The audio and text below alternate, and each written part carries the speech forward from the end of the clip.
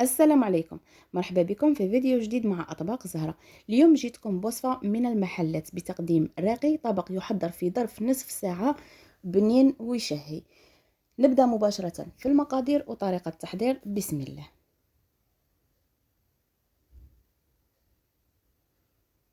هنا عندي سمك الحبار، بعد ما نقيته فصلت الجزء العلوي وقطعته كالامار، والجزء السفلي غليت الماء وحطيته فيه 5 دقائق ونحيت القشرة بطريقة سهلة حتى نكرت كامل الجلدة اللي فيه.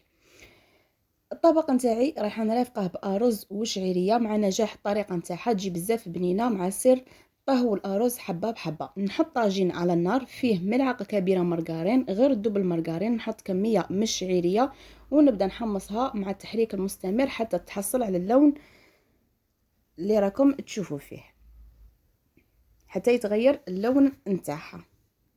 بعدها نضيف على الشعيريه الارز. هنا الارز كنت غسلته وخليته في الماء نصف ساعه. نصفيه من الماء ونضيفه على الشعيريه ونزيد عليه الماء. هنا درت كيلو ارز مع 2 كيلات ماء. الماء درته دافي ما غليتهش. ندير شويه ملح، نغطي الطاجين ونخليه يغلي حتى يطيب لي الارز. هنا نولي للحبار بعد ما نقيته وقطعته.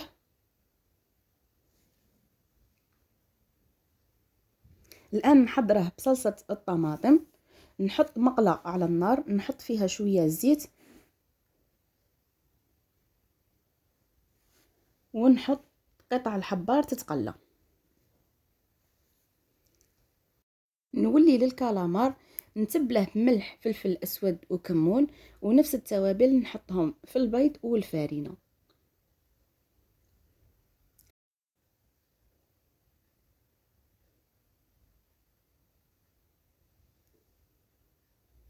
بعد ما نتبل الكالامار نتاعي بملح وفلفل اسود والكمون، نرمد الكالامار في الفارينه، بعدها في البيض، بعدها نعاود نرمده للمره الثانيه في الفارينه باش تجيني طبقه مقرمشه.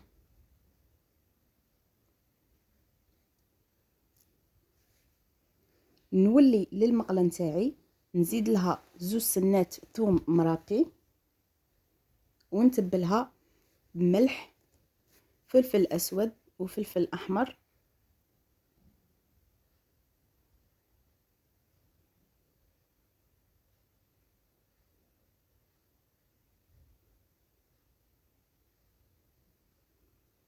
نخلط مليح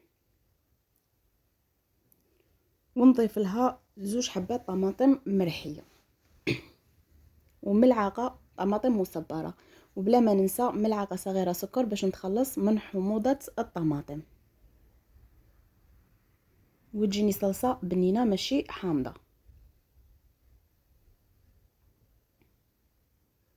المقله نتاعي على نار قليله ونخليها تتجمر. هنا الارز نتاعي طاب، شوفوا كيفاش جات كل حبه وحدها، ما جاش الارز معجن. هنا خلاص نطفي عليه النار ونغطيه. لصلصه الطماطم نزيد فيها كميه من المعدنوس مقطع رقيق، ونقلي حبات الكالامار في الزيت.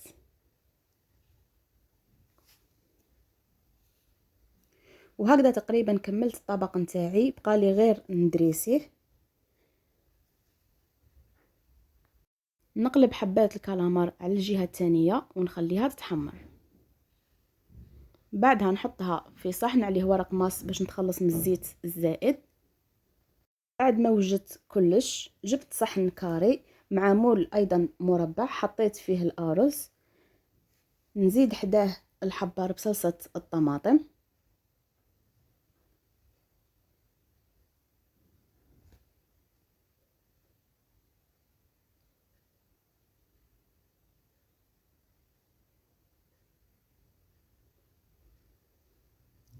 ونزيد حبات كالامار مقرمشه.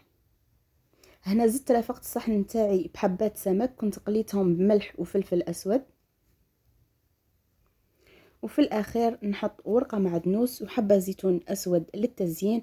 وهكذا قدمت طبق رائع وراقي مثل المحلات بطريقه سهله وبسيطه. ان شاء الله تجربوا الوصفه وخلوا لي اي استفسار في التعليقات راح نجاوبكم.